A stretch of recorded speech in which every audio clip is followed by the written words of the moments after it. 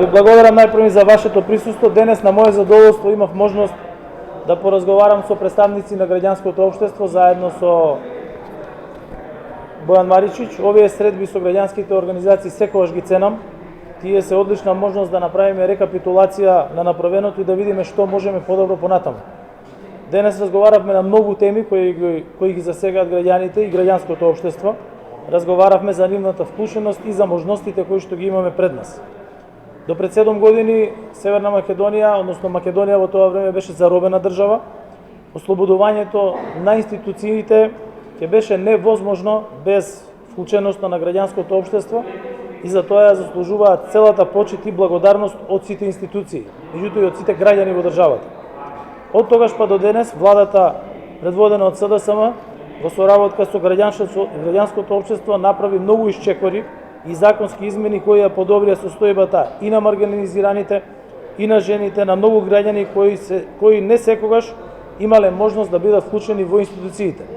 Заедно работевме на многу стратегии, работевме на многу закони кои што пред се значеа унапредување на демократијата, унапредување на слободата на медиумите, унапредување на статусот на различни групи во општеството и сметаме дека вклученоста на граѓанското општество на партнерско ниво се со цел забрзување на европеизацијата на општеството е една од клучните цели кои што сакаме да ги постигнеме.